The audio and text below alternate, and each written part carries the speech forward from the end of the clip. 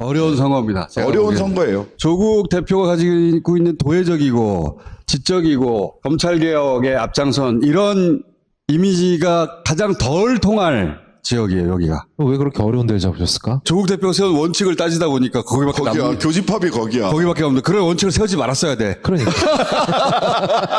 아니, 제일 확실히 유리한 데 그냥 갔어야 돼. 확실히 이길 때를 갔었어야지. 제가 좀 처음부터 국회에 들어가서 저는 할 일이 많습니다. 무조건 그렇지. 국회에 들어가겠습니다. 그렇게 이렇게 하고 원칙을 딱 했으면 군산의 선거구가 2개야, 2개. 그러니까. 근데 이제 뭐 쉬운 길은 가지 않도록 하겠습니다. 그러니까 호남을 선택했으면 초반에는 욕먹었겠지만 당선 가능성은 좀 올라갔겠죠. 광산을 같은 데는요, 거기는 선거 그 첨단 1동, 첨단 2동 조국혁신당 창당할 때, 야, 그 어려운 길을 뭐하러 하냐. 그냥 무소속으로 광주 어디 가라. 뭐 이랬을 때 검토되던 뭐 그런 데였었어요. 근데 그것도 안 하고 이제 어려운 길로 왔는데, 이번에도 국회 가서 저는 할 일이 많습니다. 이랬으면 얼마나 좋았을까 하는 조국 대표 개인적으로는 아쉬움이 있죠. 까다로운 원칙을 세웠어. 내가 그거 듣고 나서 저 양반 또 저런다. 야, 당선부터 되지. 자, 어려운 지역이고 예. 여기를 돌파해서 만약에 당선이 되면 또 다른 길이 열리는 거죠. 네, 그렇죠. 네. 만약에 낙선하면 이제 어려운 길로 돌아가야 되는 것이고 돌이킬 수 없잖아. 네. 부딪혀서 이제 본인이 돌파해야 되는 것이고. 조국 대표가 제가 겪어보니까 약간 경상도 사나이 기질이 있어. 그러니까 그런 게 있어요. 한번 결정하면 뒤를 안 돌아봐요. 그냥 다 던지고 갑니다. 어차피 실패하거나 성공하거나 둘 중에 하나인데 뭐 자꾸 돌아보면 뭐합니까? 당선이 돼야지 근데. 정치 이야기를 하겠습니다. 기독교 이야기가 아닙니다. 잘 들어보십시오. 초기 기독교 역사를 보면 참으로 흥미로운 장면이 등장합니다. 예수를 믿는다고 해서 모두가 곧바로 하나가 된 게 아니었습니다. 오히려 갈등이 심했습니다. 특히 예루살렘 중심의 유대계 기독교인들은 이런 생각을 했습니다. 예수를 믿고자 하는 사람들이 늘어나고 있는데 그러면 먼저 유대인이 돼야지.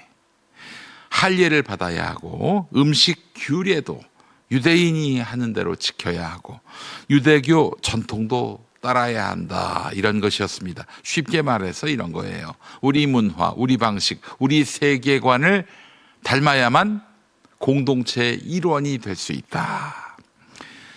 자, 그런데 이런 문턱, 텃세, 사도 바울이 격렬했습니다. 사도 바울은 그런 주장을 펼치는 사람들과 격렬하게 싸웠습니다. 복음은 특정 부족의 전유물이 아니다 이러면서 말이죠. 예수는 유대인의 메시아를 넘어서 모든 사람의 구원자라는 믿음 때문이었습니다. 그래서 바울은 문턱을 텃세를 없애려고 했습니다. 혈통의 문턱, 문화의 문턱, 순혈주의의 문턱 이걸 모두 파쇄하려고 했어요. 그런데 역설적으로 인간은 늘 다시 문턱을 세웁니다. 종교도 그렇고 정치도 그렇습니다. 요즘 민주당 내부를 보면 저는 자꾸 초대교회의 유대주의자들의 모습이 떠오릅니다. 특히 일부 친문 진영에서 나타나는 태도 어떻습니까? 당신은 노무현에 대해서 어떻게 생각하는가? 조국 사태에 대해서 입장을 말해보라. 문재인 정부 실정에 대해서 당신이 비판한 적이 있지 않는가? 문재인 대통령에 대해서 나쁜 감정 갖고 있나? 검찰 개혁에 대해서 당신은 지지하나 반대하나? 심지어는 그런 친노 친문 그들의 대부분이 운동권 출신 아닙니까? 그 운동권에 대해서 부채감을 얼마나 갖고 있는가? 마치 정치적 할례를 요구하는 것 같습니다. 한마디로 말하면 이거지요. 우리 가랑이 밑으로 들어와라. 민주 진영의 일원이 되고 싶다면. 이 정치를 왜 그렇게 합니까? 정당은 종교 종파가 아닙니다. 대한민국을 운영하겠다는 정치 세력입니다. 그러려면 더 넓어져야 합니다. 더 많은 국민을 품어야 합니다. 중도를 넘어 우파까지 끌어안아야 합니다. 그래야만 이길 수가 있는 거예요. 0.73%포인트로 지지 않습니다. 그래야. 그런데 일부 세력은 아직도 운동권 동아리 하듯 정치를 하고 있어요. 생각이 조금만 달라도 의심합니다. 과거 이력이 마음에 안 들면 배척합니다. 조금이라도 결이 다르면 막 이렇게 공격을 해요. 이건 건강한 정치가 아닙니다. 폐쇄적인 종파 정치입니다. 더 심각한 것은 선택적 정의입니다. 겉으로는 도덕과 원칙을 말합니다. 페미니즘과 인권을 말합니다. 약자 보호를 외칩니다. 그런데 자기 진영 내의 성비위 문제에 대해서는 한없이 관대합니다. 내 편의 위선에는 침묵하면서 상대의 잘못에는 정의의 칼날을 휘둘러요. 국민들이 왜 피로감을 느끼겠습니까? 원칙이 아니라 부족 본능처럼 보이기 때문입니다.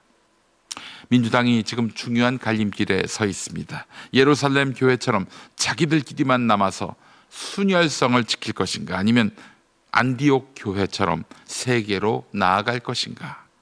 사도행전을 보면 박해로 교인들이 흩어졌습니다. 그런데 신은 그 흩어짐을 실패로 사용하지 않았습니다. 오히려 확장의 통로로 썼습니다. 예루살렘 안에서만 머물렀다면 기독교는 세계 종교가 되지 못했을 것입니다. 그 배타심을 지우지 않았다면 세계 종교가 되지 못했을 것입니다. 민주당도 마찬가지입니다. 지금 필요한 것은 순도 검사가 아닙니다. 확장입니다. 중도도 품고 합리적 보수도 품고 과거와 조금 달랐더라도 미래를 함께 만들 수 있는 사람들을 묶어내야 합니다. 그게 바로 뉴 이재명의 방향 아니겠습니까? 이재명 대통령의 정치가 기존 민주진영 문법과 다른 이유도 여기에 있다고 봐야 합니다. 상대 진영 출신 인사들과도 손을 잡으려고 합니다. 실용을 이야기합니다. 먹고 사는 문제를 이야기합니다. 이념의 순혈성보다 국가 운영의 결과를 이야기합니다. 물론 그 과정이 불편한 사람도 있을 것입니다. 하지만 정치는 팬덤의 쾌락이 아니라 국민 삶의 책임입니다. 계속 자기들끼리만 우리만 옳다 외치다 보면 어떻게 됩니까? 결국 현실과 괴리되는 것입니다. 국민 전체가 아니라 열성 지지층만 바라보게 되는 것입니다. 초기 유대주의자들도 자기들이 하나님의 뜻을 지킨다고 생각했을 것입니다. 하지만 결과적으로 복음의 확장을 막았습니다. 오늘 민주당 안에 유대인스러운 친문 세력 역시 비슷한 오류에 빠질 수 있습니다. 문턱을 지키는 사람들은 대개 자신이 공동체를 수호한다고 믿습니다. 하지만 시대는 늘 문을 연 사람들을 통해 앞으로 나아갑니다. 대한민국은 지금 침체와 갈등의 시대를 지나고 있습니다. 필요한 것은 더 좁은 진영 논리가 아닙니다. 더 큰 연합입니다. 민주당이 정말 미래 정당이 되려면 누가 우리 편인가 보다도 누가 대한민국의 미래를 함께 만들어갈 사람인가라고 물어야 합니다. 예루살렘의 울타리를 넘어 안디옥으로 갔던 초대 교회처럼 말입니다. 땅이 건강해야 사람도 건강해집니다. 제일 좋은 점은 일단 이제 화산해토라는 흙이 부드럽고 물 빠짐이 좋고 당근이나 이런 우엉이나 뿌리 작물들을 재배하기에는 아주 좋은 조건을 가지고 있죠. 그 미네랄이 풍부한 용암 해수를 가지고 배채소를 만들잖아요. 소비자들이 건강한 버섯을 드셨으면 좋겠다는 의미에서 유기농을 고집한다든지 버섯도 아주 깨끗하고 늘오는 땅을 사랑하는 농부들의 철학입니다.